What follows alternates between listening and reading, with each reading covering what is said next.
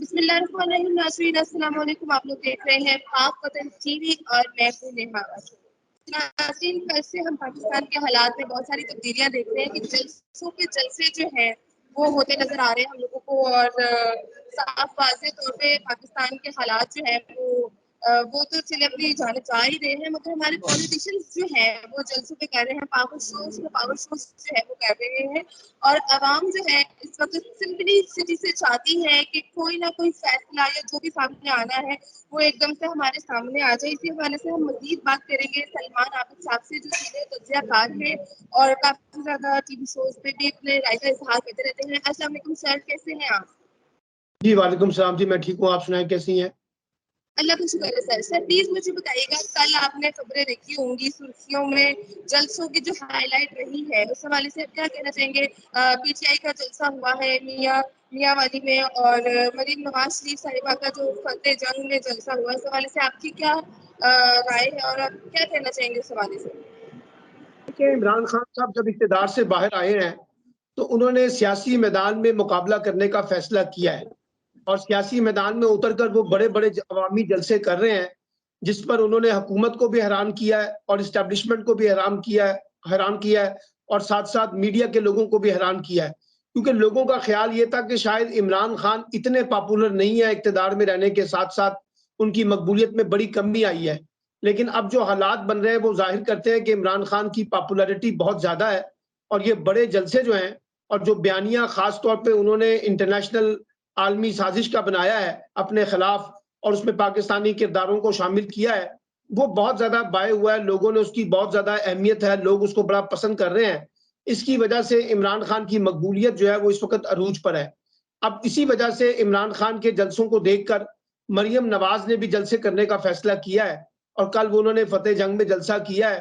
اس بحث سے قطع نظر کہ کس کا جلسہ بڑا تھا اور کس کا جلسہ چھوٹا ہے، لیکن یہ بات تو واضح ہے کہ عمران خان اس وقت کافی غصے میں نظر آ رہے ہیں، اور وہ جہاں اپنے اس وقت کی حکومت کو چیلنج کر رہے ہیں، ساتھ ساتھ اسٹیبلشمنٹ کو بھی انڈائریکٹلی بہت سی باتیں سنا رہے ہیں.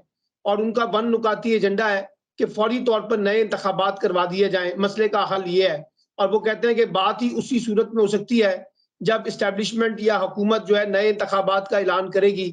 اور مئی کے آخری ہفتے میں وہ اسلام آباد کی طرف ایک بڑا دھرنا دینا چاہتے ہیں، اور کہتے ہیں کہ جب تک کہ انتخابات کا اعلان نہیں ہوگا دھرنا ختم نہیں ہوگا. تو یہ سارا منظر ظاہر کر رہا ہے کہ پاکستان میں سیاسی مہاجرائی بڑھ رہی ہے، انتخابات کا مطالبہ بڑھ رہا ہے. اب دیکھنا یہ ہے کہ عمران خان کی یہ جو تحریک ہے کیا فوری طور پہ نئے انتخابات کو ممکن بنا سکے گی، اور کیا آج کی حکومت جو ہے وہ نئے انتخابات کا مطالبہ تسلیم کر لے گی، اور اسٹیبلشمنٹ کیا اس نقطے پر اتفاق کر سکے گی. یہ وہ سوالات ہیں جو اگلے ایک مہینے کے اندر اندر عمران خان کی تحریک کے اندر سے نکل کے آئیں گے. اور دوسری طرف مشکل یہ آ رہی ہے کہ حکومت کو بھی مختلف محاذوں پر بالخصوص معاشی محاذوں پر مسائل کا سامنا ہے. جو معاشی صورتحال ہے وہ اتنی اچھی نہیں ہے، اس لیے وہ بھی کوئی عوام کو بڑا ریلیف دینے کی پوزیشن میں نہیں ہے. پچھلے ایک ہفتے میں آپ نے دیکھا کہ بہت سی قیمتوں میں اضافہ ہوا ہے اور بہت سی اشیاء جو ہے وہ مہنگی ہو گئی ہیں. تو لوگ اس بات پہ بھی حیران ہیں کہ جو کہا یہ جاتا تھا کہ یہ حکومت آئے گی تو چیزیں سستی کر دے گی، تو چیزیں سستی ہونے کی بجائے مہنگی ہو رہی ہیں. اور خود مفتہ اسماعیل نے بھی کہا کہ ہمارے پاس کوئی ایسی جادو کی چھڑی نہیں ہے کہ ہم لوگوں کو فوری طور پہ معاشی طور پہ ریلیف دے سکیں. تو یہ ساری صورتحال ظاہر کر رہی ہے کہ پاکستان میں سیاسی بحران بڑھ رہا ہے، اور بات جو ہے وہ پارلیمنٹ سے نکل کے سڑکوں پر آ گئی ہے، اور جلسے جلوسوں کی سیاست نے قومی انتخابات کے لیے کا جو مطالبہ ہے اس کو زیادہ اہمیت دے دی ہے. اب دیکھنا یہ ہے کہ یہ نعرہ کس حد تک قبول ہوتا ہے یا نہیں ہوتا.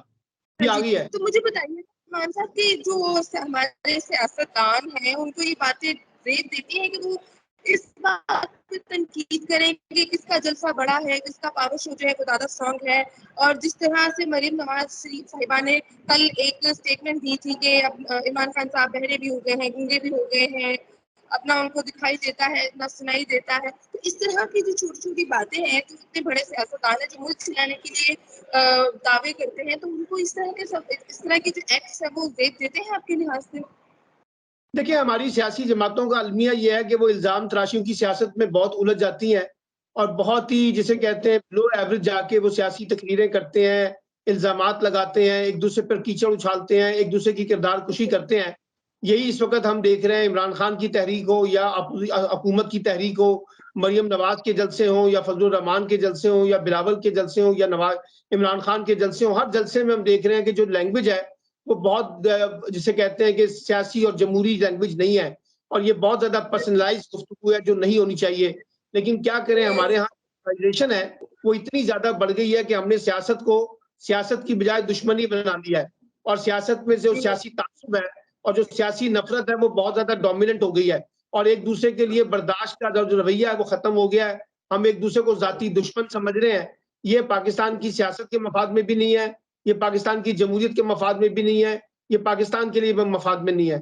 لیکن اب سوال یہ ہے کہ بلی کے گلے میں گھنٹی کون باندھے، کون سیاستدانوں کو سمجھائے کہ آپ وہ لینگویج استعمال نہ کریں جو بلا وجہ ٹکراؤ کی سیاست پیدا کرے اور یا ایک تناؤ پیدا کرے.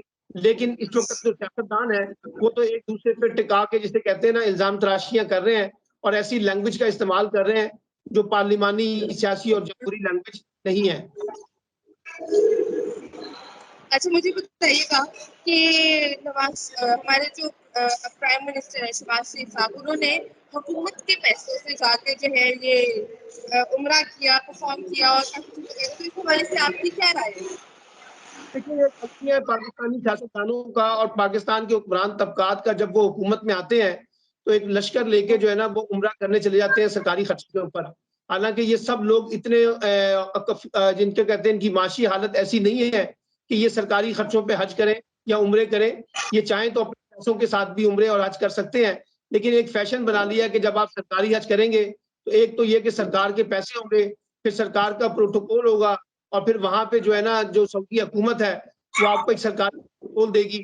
ہماری سیاست کی بدقسمتی ہے کہ ہم اپنی مذہبی رسومات جو ہیں یا مذہبی تہوار جو ہیں اس میں بھی سیاست کرتے ہیں، اور اس میں بھی ریاست کا پیسہ استعمال کرتے ہیں، اور اس میں سیاستدان ہی شامل نہیں ہے، بڑے بڑے بیوروکریٹ اور ہمارے بڑے بڑے صحافی سے کا بن جو ہے وہ اس کا حصہ بن جاتے ہیں، اور وہ بھی آگے اس پوزیشن میں ہوتے ہیں کہ خود سے عمرہ حج کر سکتے ہیں، لیکن وہ بھی پسند کرتے ہیں کہ ہم بھی سرکاری طریقے سے یہ کریں.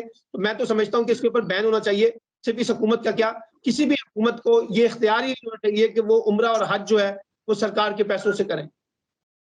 لاسٹ مجھے بتائیے گا، عمران خان صاحب نے کل اسلام آباد کال کیا جو ہے وہ دوبارہ ذکر کیا ہے کہ وہ اسلام آباد میں سب کو اکٹھا کریں گے. اسلام آباد کال جو ہوگی وہ سب سے ان کی کہتے ہیں کہ ایک پاورفل چیز ہوگی، اس میں وہ کافی چیزیں بھی اوپن کریں گے. اس حوالے سے آپ کی کیا رائے ہے؟ دیکھیے وہ کوشش تو کریں گے اسلام آباد میں ایک بڑا اجتماع کرنے کی، اور وہ بڑا اجتماع جو ہے وہ بھی کر سکتے ہیں، لیکن سوال یہ ہے کہ کیا وہ ایک بڑا دھرنا کئی دنوں تک وہاں دے سکیں گے یا نہیں دے سکیں گے، یہ ایک سوالیہ نشان ہے. اتنے گرمی کے اندر لوگوں کو اتنے عرصے تک انٹیکٹ رکھنا بھی کوئی آسان کام نہیں ہے. لیکن یہ ہے کہ عمران خان صاحب بڑی بھرپور تیاری کر رہے ہیں اور بڑے بڑے جلسے کر کے مختلف شہروں میں جا کے موبلائز کر رہے ہیں، اور ایک بڑی تحریک لے کے وہ اسلام آباد جانا چاہتے ہیں. اب دیکھنا یہ ہے کہ کیا ان کے آخری لانگ مارچ یا دھرنے سے پہلے کچھ بات چیت طے ہو جاتی ہے حکومت اسٹیبلشمنٹ اور عمران خان کے درمیان نئے انتخابات کے اوپر یا نہیں. اگر کچھ طے ہو جاتا ہے تو پھر دھرنا نہیں ہوگا، اور اگر نہیں طے ہوگا تو پھر عمران خان دھرنا دینے اسلام آباد جائیں گے اور ایک نئی سیاسی مشکل حکومت کے لیے بھی پیدا کریں گے اور اسٹیبلشمنٹ کے لیے بھی پیدا کریں گے. بہت شکریہ سلمان صاحب، آپ کی قیمتی وقت کا. ناظرین آپ لوگوں نے گفتگو سنی اور دیکھی اور سمجھی. مجھے دیں اجازت، ہم دوبارہ حاضر ہوں گے. دیکھتے رہے گا پاک وطن ٹی وی. اللہ حافظ.